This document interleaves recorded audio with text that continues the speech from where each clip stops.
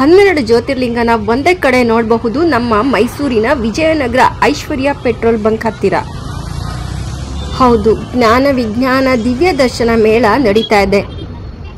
ಇಲ್ಲಿ ನೀವು ನೋಡಬಹುದು 21 ಅಡಿ ಎತ್ತರದ ಶಿವಲಿಂಗ, ಕಾಶಿ ವಿಶ್ವನಾಥನ ದರ್ಶನ, ನವದುರ್ಗೆಯರ ದರ್ಶನ. ಇಷ್ಟೇ ಅಲ್ಲ, 12 ಜ್ಯೋತಿರ್ಲಿಂಗಗಳನ್ನ ಒಂದೇ ಕಡೆ ನೀವು ನೋಡಬಹುದು. ಈ ಅವಕಾಶನ ಯಾರು ಮಿಸ್ ಮಾಡ್ಕೋಬೇಡಿ. ಈ ಅವಕಾಶ ವರ್ಷಕ್ಕೊಮ್ಮೆ ಮಾತ್ರ. ಮಹಾಶಿವರಾತ್ರಿ ಪ್ರಯುಕ್ತ ಫೆಬ್ರವರಿ 19ರಿಂದ ಮಾರ್ಚ್ 2ರವರೆಗೆ ಬೆಳಗ್ಗೆ 8 ಗಂಟೆಯಿಂದ ರಾತ್ರಿ 9 ಗಂಟೆವರೆಗೆ ನೀವು ಭೇಟಿ ನೀಡಬಹುದು. ಹಾಗಿದ್ರೆ ಬನ್ನಿ, ಇಲ್ಲಿ ನಮಗೆಲ್ಲ ಯಾವುದೆಲ್ಲ ದರ್ಶನ ಯಾವ ರೀತಿ ಎಲ್ಲ ಆಗತ್ತೆ ಅನ್ನೋದನ್ನ ನಾನು ನಿಮ್ಮ ಮುಂದೆ ಇಡ್ತಿದ್ದೀನಿ. ಇವತ್ತು ಈ ವಿಡಿಯೋ ಮೂಲಕ ಎಲ್ಲೂ ಸ್ಕಿಪ್ ಮಾಡದೆ ಪೂರ್ತಿ ವಿಡಿಯೋ ನೋಡಿ ಈ ಸದಾವಕಾಶನ, ಈ ಜ್ಯೋತಿರ್ಲಿಂಗಗಳ ದರ್ಶನದ ಅದೃಷ್ಟವನ್ನ ನಿಮ್ದಾಗಿಸ್ಕೊಳ್ಳಿ.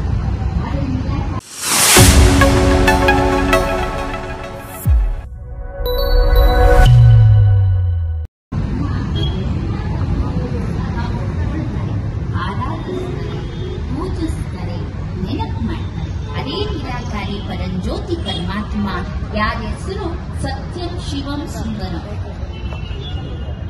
ಶಿವ ಅಂತ ಹೇಳಿದ್ರೆ ಕಲ್ಯಾಣಕಾರಿ, ಮಂಗಳಕಾರಿ, ಶುಭಕಾರಿ. ಆ ಕಲ್ಯಾಣಕಾರಿ ಪರಮಾತ್ಮ ಈ ಸಮಯದಲ್ಲಿ ಕಲಿಯುಗದ ಅಂತ್ಯ, ಸತ್ಯುಗದ ಆರಂಭ, ಯಾವುದಕ್ಕೆ ನಾವು ಕಲ್ಯಾಣಕಾರಿ ಸಂಗಮ ಯುಗ ಅಂತ ಹೇಳಿ ಕರಿತೀವಿ. ಈ ಸಮಯದಲ್ಲಿ ಅವತರಿತರಾಗಿ ಬಂದು ತಂದೆ, ಶಿಕ್ಷಕ, ಸದ್ಗುರುವಿನ ರೂಪದಲ್ಲಿ ಪಾಲನೆಯನ್ನ ಕೊಡ್ತಾ ಇದ್ದಾರೆ. ಈ ಪಾಲನೆಗೆ ಪರಮಾತ್ಮನ ಪ್ರೀತಿನೇ ಮನುಷ್ಯನಾಗಿ ಪಾಪಾತ್ಮನಾಗೋದ್ರೆ ನಮ್ಮನ್ನೆಲ್ಲ ಪುಣ್ಯಾತ್ಮಗಳನ್ನಾಗಿ ಮಾಡಲ್ಲ. ಅದಕ್ಕೆ ಪರಮಾತ್ಮನಿಗೆ ಲಿಂಗವನ್ನ ಇರ್ತಾರೆ. ಕಲ್ಯಾಣ ಅಲ್ಲ, ಅದು ನಮ್ಮ ಕಲ್ಯಾಣ, ಜಗತ್ತಿನ ಕಲ್ಯಾಣ. ಒಂದು ಅರ್ಧ ಗಂಟೆ ನಾವು ಪರಮಾತ್ಮನ ಜ್ಞಾನವನ್ನ, ನಮ್ಮ ಸಂಸ್ಕಾರವನ್ನ, ಈಗ ನಾವೆಲ್ಲ 5 ನಿಮಿಷಗಳ ಕಾಲ ಪರಮಾತ್ಮನ ಪ್ರೀತಿಯ ಅನುಭೂತಿಯನ್ನ ಮಾಡೋಣ. ಪರಮಾತ್ಮನ ಪ್ರೀತಿಯನ್ನ ಅನುಭವ ಮಾಡೋದಕ್ಕೆ ಮೊದಲು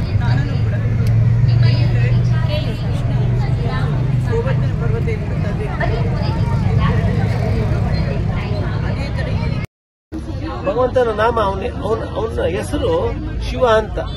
ಶಿವ ಅನ್ನೋ ಮೀನಿಂಗ್ ಏನಪ್ಪಾ ಅಂತ ಅಂದ್ರೆ ಮಂಗಳಕಾರಿ, ಶುಭಕಾರಿ, ಕಲ್ಯಾಣಕಾರಿ. ಅದ ಅರ್ಥ. ಈ ಜ್ಯೋತಿಗೆ ಪೂಜೆ ಮಾಡಕ್ಕಾಗಲ್ವಲ್ಲ, ದೊಡ್ಡ ದೊಡ್ಡ ಗುಡಿ ಗೋಪುರ ಮಂದಿರಗಳನ್ನು ಕಟ್ಟಿ ಗರ್ಭಗುಡಿನಲ್ಲಿ ಇದೇ ಆಕಾರವಾಗಿ ಲಿಂಗ ಮಾಡ್ಕೊಂಡ್ವಿ. ಅದಕ್ಕೆ ಜ್ಯೋತಿರ್ಲಿಂಗ, ಶಿವಲಿಂಗ ಅಂತ ಹೆಸರು ಬಂದಿರ್ತಕ್ಕಂಥ. ಮತ್ತೆ ಅವನಿಗೆ ಮುಸ್ಸಂಜೆ ಆಯ್ತು, ಹಿರಿಕರು ಹೇಳ್ತಾರೆ ದೇವ್ರ ಮನೆಗೆ ಹೋಗಿ ದೇವ್ರ ದೀಪ ಹಚ್ಚು ಅಂತ. ಪರಮಾತ್ಮನ ಒಬ್ಬನಿಗೇನೆ ದೇವ್ರು ಅಂತ ಹೇಳ್ತಕ್ಕಂಥದ್ದು. ಯಾಕೆ ದೇವ್ರು ಅಂತ ಹೇಳ್ತಾರೆ? ಅವನಿಗೆ ಹುಟ್ಟು ಸಾವಿಲ್ಲ, ಕಷ್ಟ ಸುಖನ ಬಗ್ಸಲ್ಲ, ಕಷ್ಟ ತಂದೆ ತಾಯಿ ಯಾರು ಇಲ್ಲ ಅವನಿಗೆ, ಅವನೇ ಸರ್ವಶ್ರೇಷ್ಠ ಅಂತ ಪರಮಾತ್ಮನಿಗೆ ನೋಡಿ ದೇವರು ಅಂತ ದೇವರು. ದೇಹ ಅಂದ್ರೆ ದೇಹ ಇಲ್ಲದವನು, ವಾ ಅಂದ್ರೆ ವರ್ಣ ಜಾತಿ ಇಲ್ಲದವನು, ರೂ ಅಂದ್ರೆ ಮನುಷ್ಯನಾಕಾರ ರೂಪ ಇಲ್ಲ, ಅವನ ರೂಪ ಜ್ಯೋತಿ. ಅದಕ್ಕೆ ಯಾವುದೇ ಜಾತಿ ಧರ್ಮಕ್ಕೆ ಹೋಗಿ ಜ್ಯೋತಿ ಬೆಳಗಿಸ್ತೇನೆ ಯಾವ ಕೆಲಸನೂ ಪ್ರಾರಂಭ ಮಾಡಲ್ಲ. ದೇವರು ಯಾರೋ ದೇವರಲ್ಲ. ಹತ್ರ ನಾವು ಪಡ್ಕೋಬೇಕು ಅಂದ್ರೆ ದಿನಕ್ಕೆ 5 ನಿಮಿಷ ನನ್ನ ಮನಸ್ಸು ಬುದ್ಧಿ ಕೊಟ್ಟು ಅವನ್ನ ನೆನಪು ಮಾಡಿದ್ರೆ ನಾವು ಏನ್ ಬೇಕು ಎಲ್ಲ ಕೊಟ್ಬಿಡ್ತಾರೆ. ಅದಕ್ಕೆ ಅವನ್ನ ಭೋಲಾನಾಥ ಅಂತೀವಿ. ಪರಮಾತ್ಮ ಯಾರು ಕೇಳಿದ್ರು ಏನ್ ಬೇಕಾದ್ರೂ ಕೊಡಕ್ ರೆಡಿ ಇದ್ದಾನೆ, ತಗೊಳಕ್ಕೆ ನಾವು ರೆಡಿ ಇರ್ಬೇಕು. ಇವರು ಜ್ಞಾನದಾತ ಪರಮಪಿತ ಶಿವನ ಬಗ್ಗೆ ತಿಳಿಸಿದ್ರು. ಅಷ್ಟೇ ಅಲ್ಲ, ಇಲ್ಲಿ ಶಿವನ 108 ಹೆಸರುಗಳನ್ನ ಕೂಡ ನಾವು ತಿಳ್ಕೋಬಹುದು.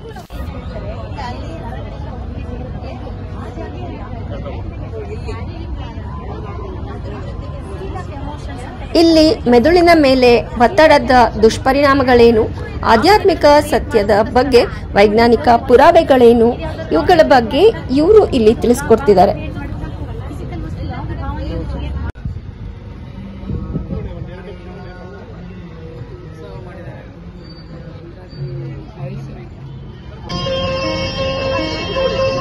ಪ್ರಿಯ ಮಕ್ಕಳು, ಯಾರನ್ನು ನೀವು ಅನೇಕ ವರ್ಷಗಳಿಂದ ಹುಡುಕುತ್ತಿದ್ದೀರೋ ಅದೇ ನಾನಾಗಿದ್ದೇನೆ. ನಾನು ನೀವು ಆತ್ಮರ ಪಿತ, ಪರಮಪಿತ, ಪರಮಾತ್ಮ ಶಿವನಾಗಿದ್ದೇನೆ.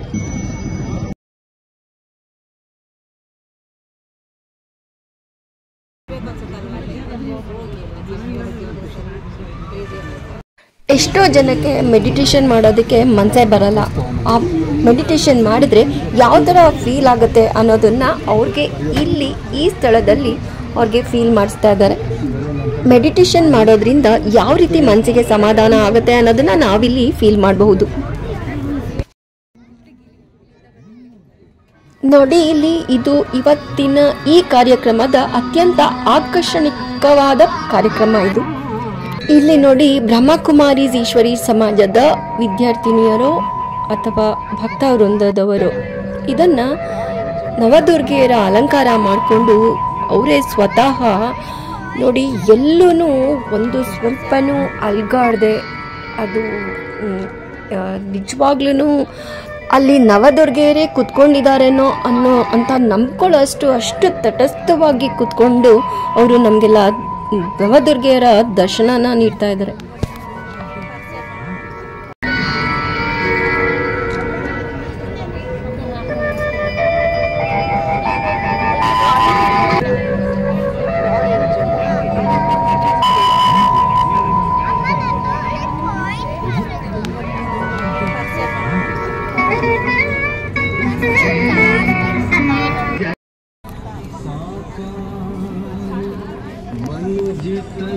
ಈ ಪ್ರದರ್ಶನಿಗೆ ತಮಗೆಲ್ಲರಿಗೂ ಹಾರ್ದಿಕ ಸುಸ್ವಾಗತ ಸುಸ್ವಾಗತ ಸುಸ್ವಾಗತ.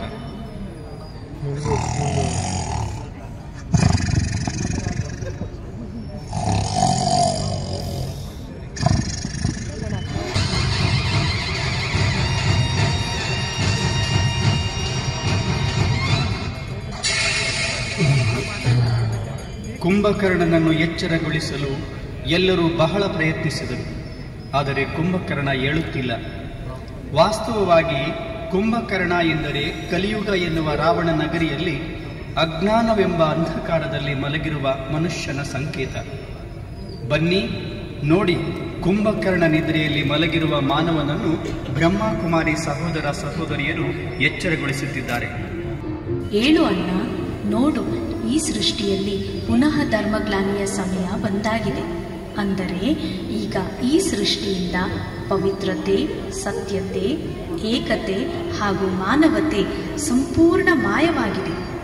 ಆದ್ದರಿಂದ ಅಣ್ಣ, ಈಗ ಏಳು, ಎದ್ದೇಳು, ಎಚ್ಚರಗೊಳ್ಳು.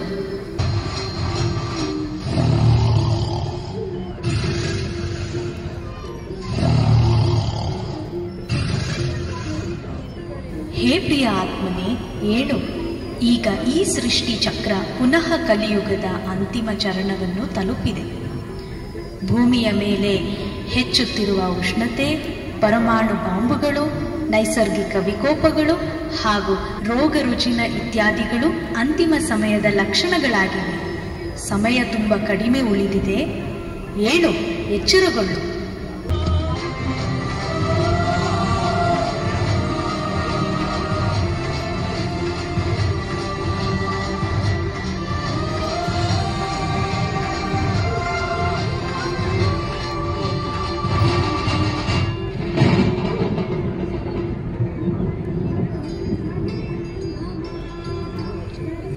ಕೃತಜ್ಞತೆಗಳು ಸಹೋದರಿಯರೇ, ತಾವು ನನ್ನನ್ನು ಅಜ್ಞಾನದ ನಿದ್ರೆಯಿಂದ ಎಬ್ಬಿಸಿದಿರಿ.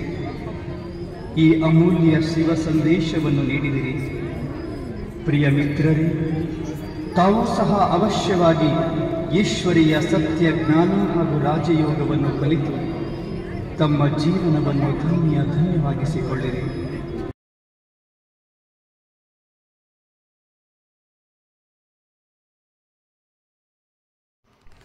ಈಗ ನೀವೆಲ್ಲರೂ ಕಾಯ್ತಾ ಇದ್ದಿದ್ದ 12 ಜ್ಯೋತಿರ್ಲಿಂಗಗಳ ದರ್ಶನ ಬನ್ನಿ ನೋಡೋಣ. ಮಹಾಶಿವರಾತ್ರಿ ಹಬ್ಬದ ದಿನ ಈ 12 ಜ್ಯೋತಿರ್ಲಿಂಗಗಳನ್ನ ಒಂದೇ ಜಾಗದಲ್ಲಿ ಒಂದೇ ಬಾರಿಗೆ ನೀವು ನೋಡಿ ನಿಮಗೆ ಆ ಪುಣ್ಯನ, ಆ ಶಿವನ ಅನುಗ್ರಹ, ಅವನ ಆಶೀರ್ವಾದ ನಿಮಗೆ ದೊರೆಯಲಿ ಅಂತ ನಾನಿವತ್ತು ಈ ಮೂಲಕ ಕೇಳ್ಕೊತಾ ಇದ್ದೀನಿ.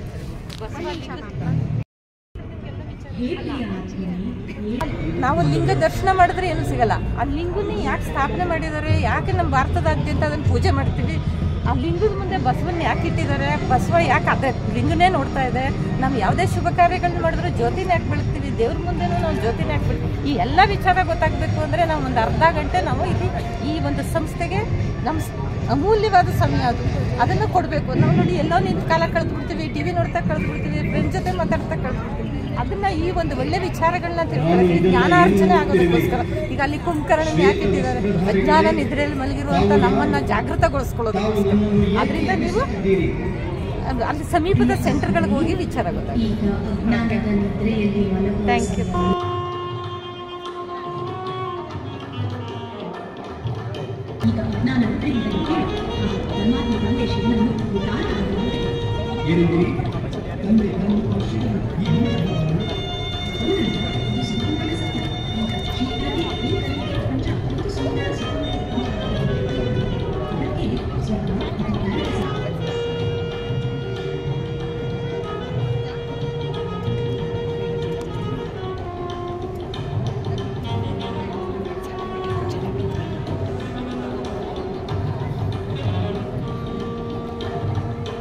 ಹನ್ನೆರಡು ಜ್ಯೋತಿರ್ಲಿಂಗಗಳಲ್ಲಿ ಈಗ ನೀವು ನೋಡ್ತಾ ಇದ್ದೀರಾ ಮೊದಲನೆಯ ಜ್ಯೋತಿರ್ಲಿಂಗ ಸೋಮನಾಥೇಶ್ವರ. ಇದು ಗುಜರಾತ್ ರಾಜ್ಯದಲ್ಲಿದೆ.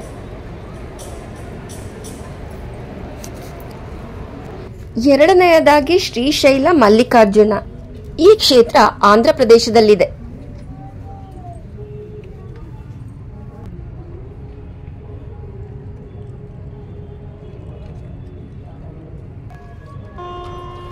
ಮೂರನೆಯದಾಗಿ ಮಹಾಕಾಳೇಶ್ವರ.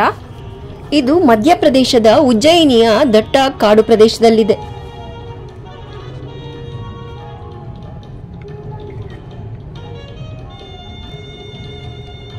ನಾಲ್ಕನೆಯದು ಓಂಕಾರೇಶ್ವರ. ಮಧ್ಯಪ್ರದೇಶದ ನರ್ಮದಾ ತೀರದ ಮಂದಾತಾ ಬೆಟ್ಟದ ಮೇಲಿದೆ.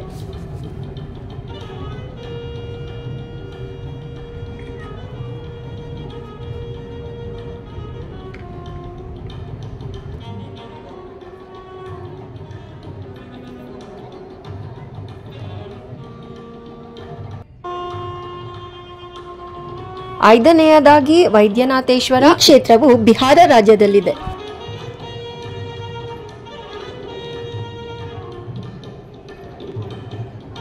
ಆರನೆಯದಾಗಿ ಭೀಮಾಶಂಕರ. ಇದು ಮಹಾರಾಷ್ಟ್ರದ ಭೀಮಾ ನದಿ ತೀರದ ಸಹ್ಯಾದ್ರಿ ಪರ್ವತದಲ್ಲಿದೆ.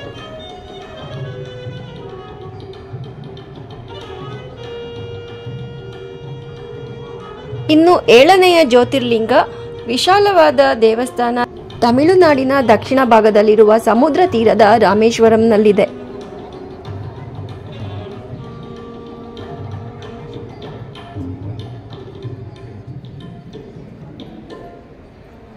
ಎಂಟನೆಯ ಜ್ಯೋತಿರ್ಲಿಂಗ ನಾಗೇಶ್ವರ. ಇದು ಗುಜರಾತ್ ರಾಜ್ಯದ ಸೌರಾಷ್ಟ್ರ ಕಡಲ ತೀರದ ದ್ವಾರಕೆಯಲ್ಲಿದೆ.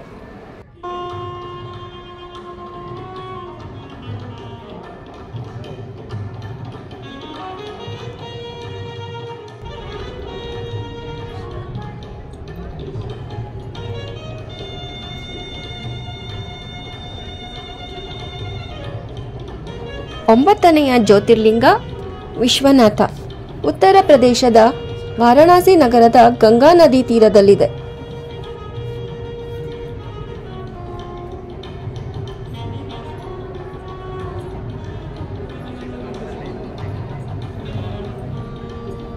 ಹತ್ತನೆಯ ಜ್ಯೋತಿರ್ಲಿಂಗ ತ್ರಯಂಬಕೇಶ್ವರ.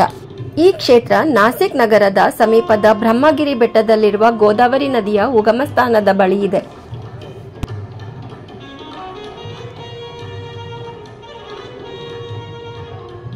ಹನ್ನೊಂದನೆಯ ಜ್ಯೋತಿರ್ಲಿಂಗ ಕೇದಾರ್ನಾಥ್. ಈ ಕ್ಷೇತ್ರ ಉತ್ತರಾಂಚಲ ರಾಜ್ಯದಲ್ಲಿದೆ.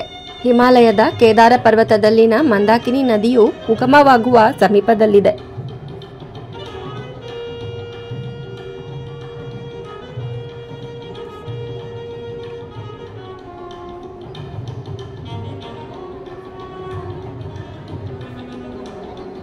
ಇನ್ನು 12ನೆಯ ಜ್ಯೋತಿರ್ಲಿಂಗ ಗ್ರೀಶನೇಶ್ವರ. ಇದು ಒಂದು ಪುರಾತನ ಯಾತ್ರಾ ಸ್ಥಳವಾಗಿದ್ದು ಮಹಾರಾಷ್ಟ್ರದ ಔರಂಗಾಬಾದ್ನಲ್ಲಿದೆ.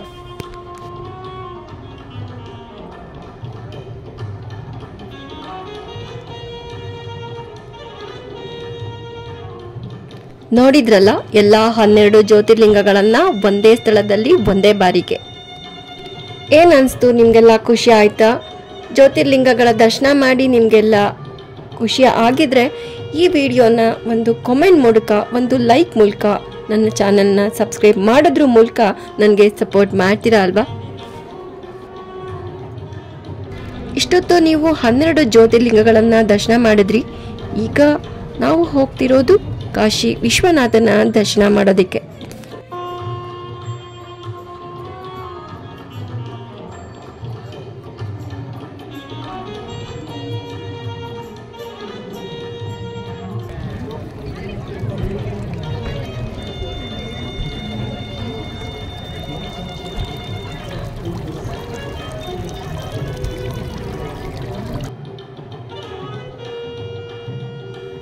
ಈ ದೇವಸ್ಥಾನ ಹತ್ರ ಬರ್ತಿದ್ದ ಹಾಗೇನೆ ನಾನು ನಿಜವಾಗ್ಲೂ ಕಾಶಿಗೆ ಬಂದ್ಬಿಟ್ಟಿದ್ದೀವೇನೋ ಅನ್ನೋಷ್ಟು ನಮಗೆ ಖುಷಿ ಆಗುತ್ತೆ. ಅಷ್ಟು ಚೆನ್ನಾಗಿ ಈ ದೇವಸ್ಥಾನನ ಮಾಡಿದ್ದಾರೆ. ಬನ್ನಿ, ಕಾಶಿ ವಿಶ್ವನಾಥನ ದರ್ಶನ ನಿಮ್ಗಾಗಿ.